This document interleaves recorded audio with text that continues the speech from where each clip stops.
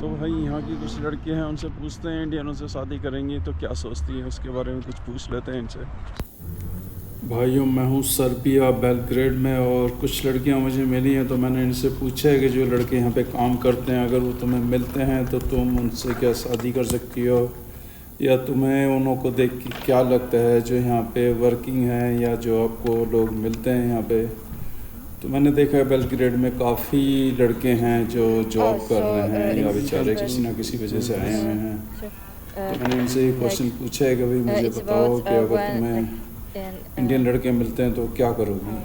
In India, the family of the husband chooses the girl. Husband, not family. Really? Sorry, I haven't quite. You choose your family for your husband. Oh, okay. Like in my country, it's mainly the choice of a person and not of a whole family. Not family. Not a whole family. Like in India, family arrange. It called arranged marriage. Oh, I understand, and it's kind of sad for me. Yeah. And it's really conservative. They all decide parents.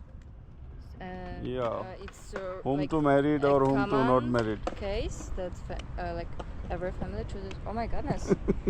Oh my god. Okay. This is a new thing. Well, to be honest, I prefer it's the way it is in my country. Like European country, all European country, Yeah, freedom I for think, most of girls or European boys. countries are more modern when it comes to relationships and marriages. And every person can consider by himself or herself who they want. And India, one time marriage, whole life, you Always. live here, girls or boy, and The whole life with one no person? divorce, no system. Wow. Well, I think it's kind of good, like really good, because now there Sometime good, but but sometimes it depends. It's really because depends. now all freedom, girls also working, boy also working, so nobody depend.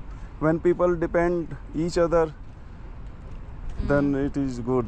It's good, but oh, well, I think it's really a better case when people have freedom of choice. If they want to change their partner, if it's really necessary. For example, I don't know, in India, even if your partner fall into I don't know, drugs or drinking or something like that, even then you can't take a divorce. Like, it's kind of horrible for me. But on the other hand, really a lot of marriages right now are breaking when people come to the first crisis and they just don't want to try to solve anything and work on relationships, but they then choose to take a divorce. And well, it's kind of hook up trend lately. And well, I don't know, generally this topic is kind of discussive for me. अब मेरा दूसरा question था कि India के बारे में कुछ सुना है, इंडिया के बारे में कभी जानना चाहोगे या इंडिया के जो लड़के हैं उनके साथ कभी रहना चाहोगे और इंडिया वापस आओगे, तो उसके बारे में क्या है। पहली बात तो इनको पता ही नहीं इंडिया के बारे में। I think I'd like to visit India, but I don't really know what I want. So maybe I want to volunteer in some villages and some like. You heard Taj Mahal? For arrest. Taj Mahal. Taj Mahal. In India, 7 wonders. Oh yeah, that's for sure. Okay, yeah, that's true. But for me, Indian culture is generally and would be an interesting topic to explore. India has like 36 languages, different languages, different temperature. Oh wow! Okay. Different color. Well, yeah, that's true. and what I heard about India. To be honest, in my country where isn't talk a lot about India, but like for me, the commonest association is hardworking, generally exotic culture.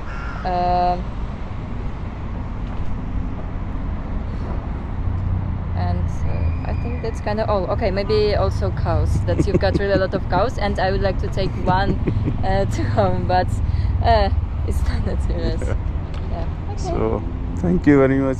Oh, that's All of my you. pleasure. Okay. Bye. Have a nice day. Bye. नमस्कार दोस्तों, मैं हूं Belgrade Serbia और एक सबसे पुरानी market में हूं जिसका नाम है जेलनी।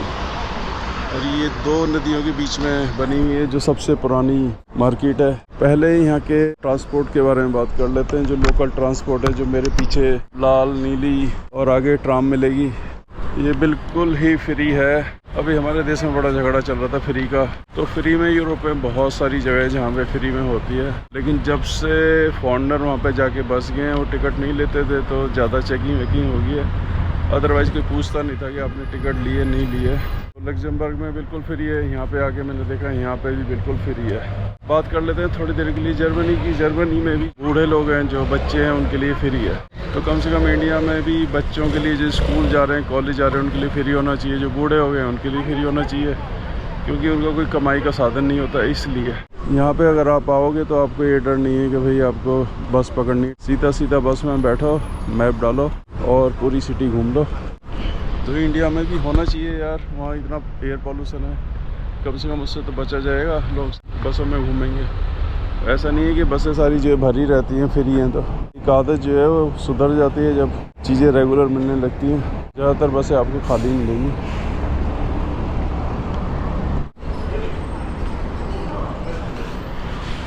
पुरानी मार्केटों की अलग ही लुक होती है।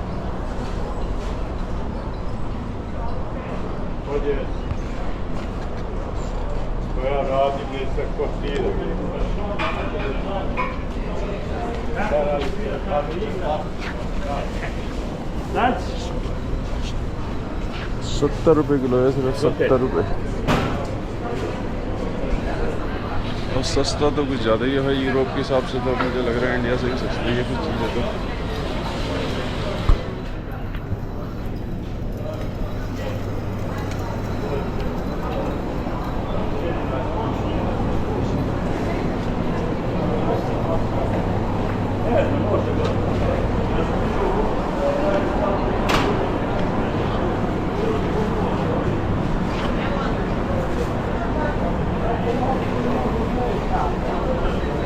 ₹200 की 3 भुट्टे मिल रही हैं।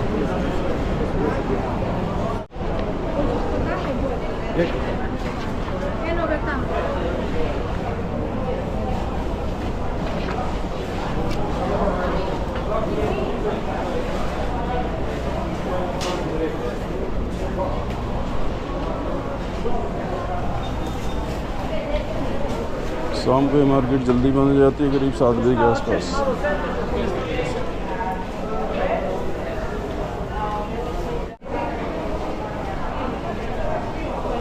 हरी मिर्चें 300 रुपये किलो।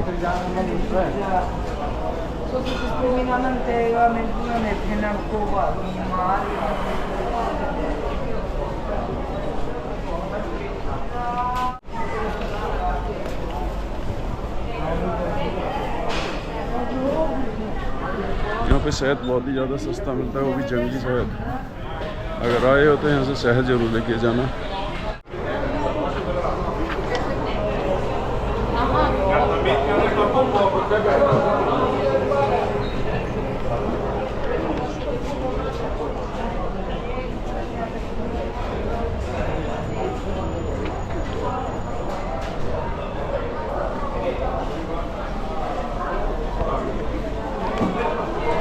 यहाँ पे आप देख रहे होंगे ज़्यादातर बूढ़ी लेडीज़ है ज़्यादा काम कर रही हैं।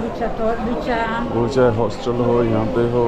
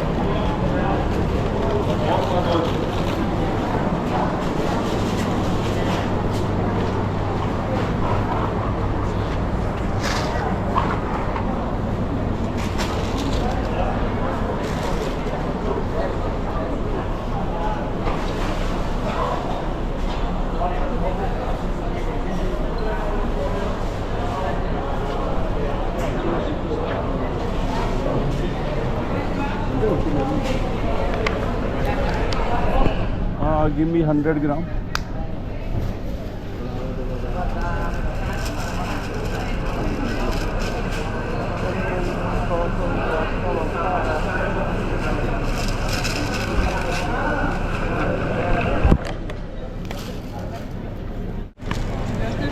Dajte mi 200 grama ovih urbi bez košnice.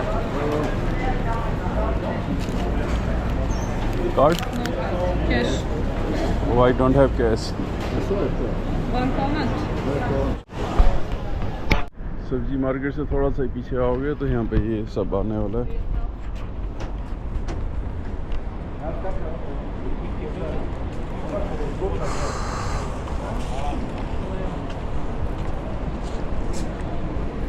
Market के तीसरे हिस्से पे आओगे तो ये सब मिलने वाला है आपको, और बहुत ही ज़्यादा सस्ते हैं यहाँ पे। हमारे इंडियन के लगभग आसपास ही हैं, कोई ज़्यादा फ़र्क नहीं है। और पैसे की काउंटिंग भी उतनी है। अगर यूरो से एक्सचेंज करोगे, यानी कि इनके 1300 मिलते हैं हमारे, तो हमें भी 1300 रुपये ही मिलते हैं। तो इस तरह सही है, कुछ ज़्यादा लोचा नहीं है पैसे गिनने में।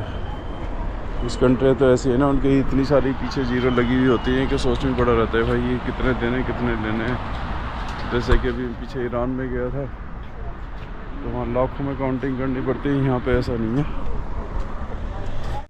कल मैं चाइनीज़ यहाँ पे खा रहा था शाम को, ये कभी दुकान ही नहीं खुली है। ये सारी ओल्ड मार्केट है। इसके नीचे जितना नीचे जाओगे वाटर फ्रंट आ जाएगा, जो बेलग्रेड वाटर फ्रंट के नाम से जाना जा रहा है अभी।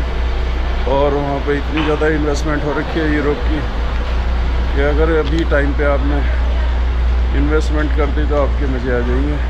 और इसके पीछे भी एक मार्केट है, उसका रास्ता किधर से है, शायद ऊपर से है, ऊपर जाके उधर। ये यहाँ से पता लग रहा होगा कितनी ओल्ड मार्केट है ये। अब इसकी शायद ज़रूरत नहीं है क्योंकि नया जो बस स्टेशन है वो काफ़ी बाहर बना दिया इन्होंने, 7-8 किलोमीटर बाहर की तरफ। तो ये पुराना बस स्टैंड भी बोला जाता था।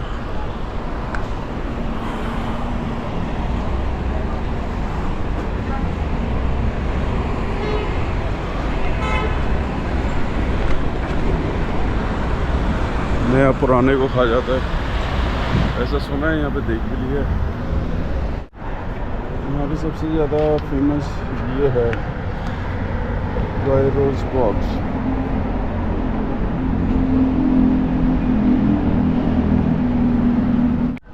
पुराने बाज़ार से मैं करीब 700 मीटर चल के आया हूँ। तो ये वाली मार्केट है महिला कांजा महिला।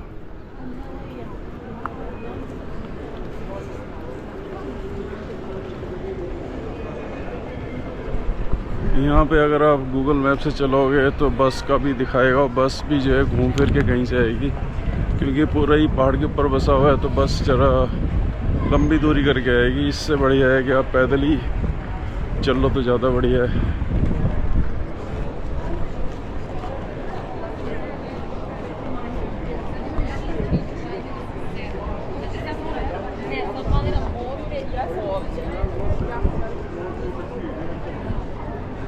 इंग्लिश में जो नाम है यहाँ पे लिखा हुआ है कांज महिला स्ट्रीट। तो यहाँ पे इंटरनेशनल फूड और देसी फूड दोनों ही मिल जाएंगे, और इंटरनेशनल ब्रांड कपड़ों वपड़ों के वो सब मिल जाएंगे। एक मॉल भी नज़र आ रहा है। और अभी मैं सीधे ही चल रहा हूँ तो यहाँ पे अभी भी जो है स्ट्रीट जो है वो काफ़ी दूर तक नज़र आ रही है।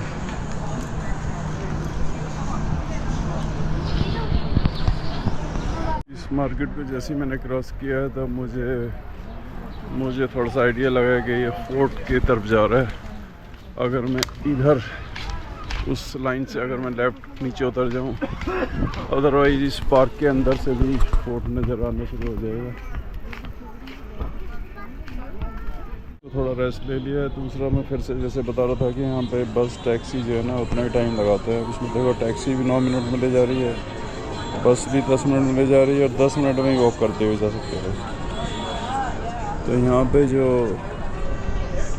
जगह है, क्योंकि हिल स्टेशन पे तो काफ़ी घुमाव गोल गोल करके बसें और टैक्सी जाती हैं, इससे अच्छा पैदल चले जाओ तो ज़्यादा बेटर है।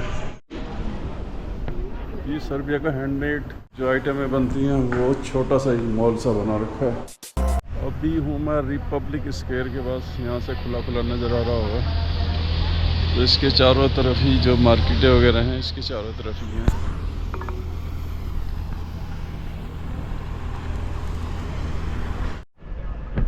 अभी मैं हूँ बेलग्रेड के एक ऐसी स्ट्रीट पे, जैसे कि दिल्ली से अगर कंपेयर करोगे तो हौसखास है, मुंबई का लिखा हुआ है कोलोवा।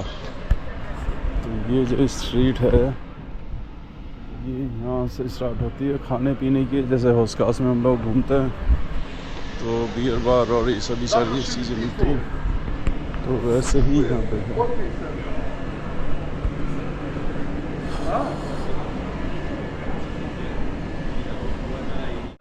और साथ में हमारी इंडियन बुलेट मोटरसाइकिल खड़ी हुई है।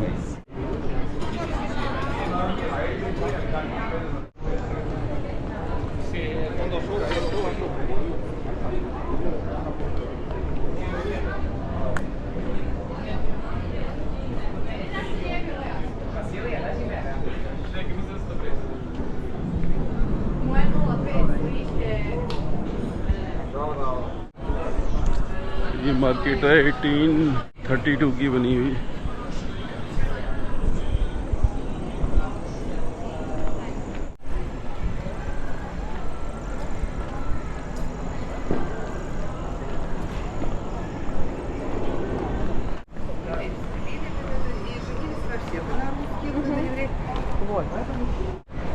नाम तो है इनका बबलू, और बबलू में यहाँ पे जो है ना बड़े बड़े बर्गर दिखाई देते हैं मुझे। अगर ट्राई कर लेते हैं। ये 800 रुपये का, ये 1000 रुपये का है। कितना बड़ा बना के देगा। यहाँ पे लिखा हुआ है बबलू। ये मैं समझ रहा कि मैं अपनी तरफ से कह रहा हूँ यहाँ पे Bablu.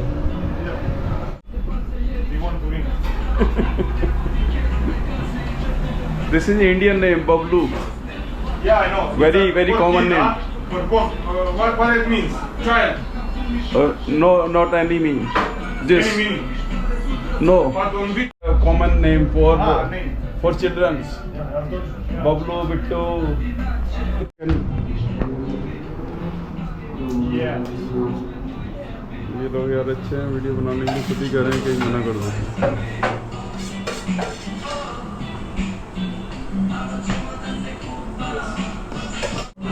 I'll take over. Right?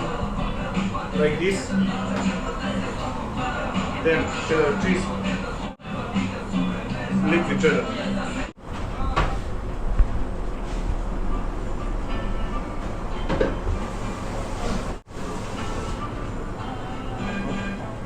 This one goes to toaster, and after that we put in fresh salads.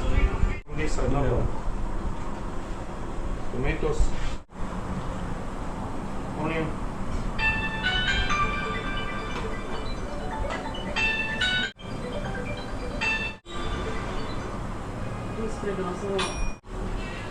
Ko zna da ćemo zaći, znaš kad je bio na koji Turčin dođe, jede taj sandvič, tako da.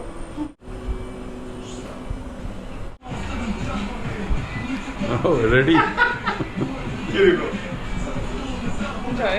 Thank you. That's how I was like.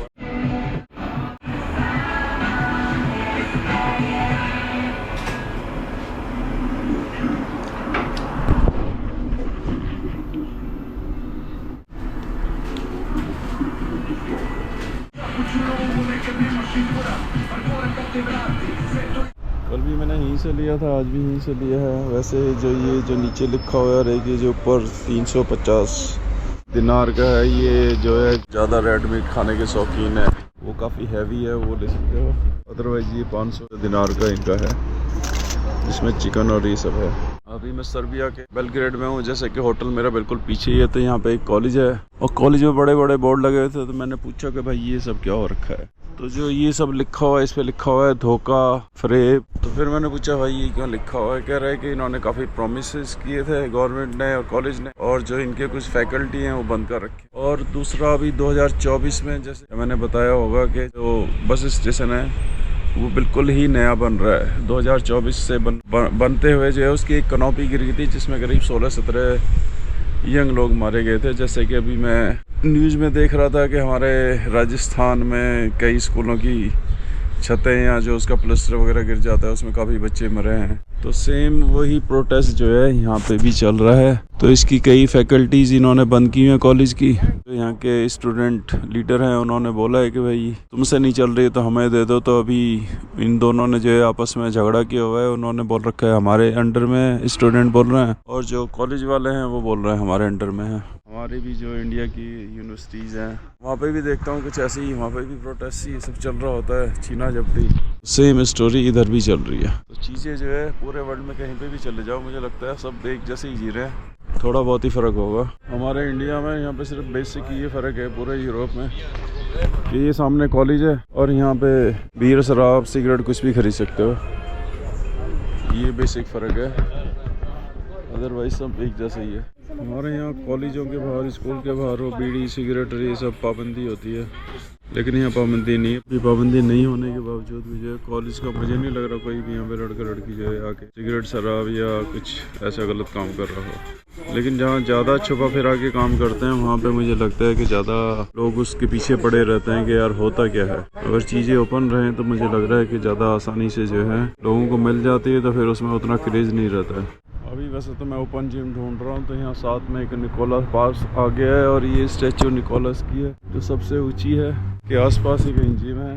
Gym ढूंढ लेते हैं, फिर gym दिखाते हैं local gym कैसे हैं यहाँ के। ये भाई टूटी फूटी रसिया के टाइम की इनकी ये ड्राम है और ये रात को बहुत काम आती है, क्योंकि अगर आप कहीं विदेश से बस में आ रहे हो तो बस स्टेशन से रात को यही फ्री में मिलती है और कुछ भी साधन नहीं है वहाँ से आने का। मैं इसका भोगी हूँ।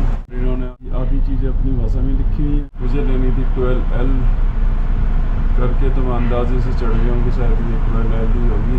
बाकी भाई अब वहाँ जाके पता लगेगा।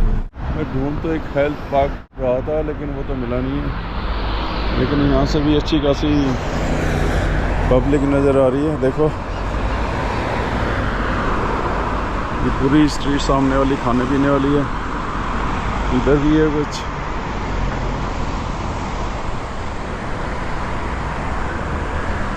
जब तक मेरा डेस्टिनेशन नहीं मिल रहा तब तक मैं यहाँ रसियन लोगों को दिखा देता हूँ कि ये लोग अभी आज के टाइम में भी कैसे जी रहे हैं पार्क वगैरह में।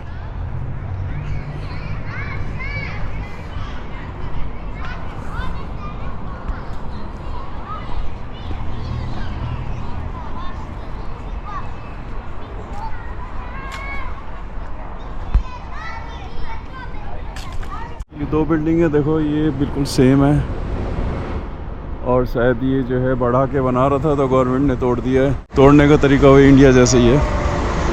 और दूसरा रोड की जो चौड़ाई है बिल्कुल रसिया वाला फील ही आएगा। अब सर्बिया वैसे भी रसिया से ही अलग हुआ है, तो ये रोड वगैरह आपको दिख रहे होंगे सारे चौड़े चौड़े। यहाँ पे भी कुछ आदतें इंडिया वाली हैं। देखो ये सारा जो है ऐसे ही तोड़ दिया है इलीगल कंस्ट्रक्शन के चक्कर में।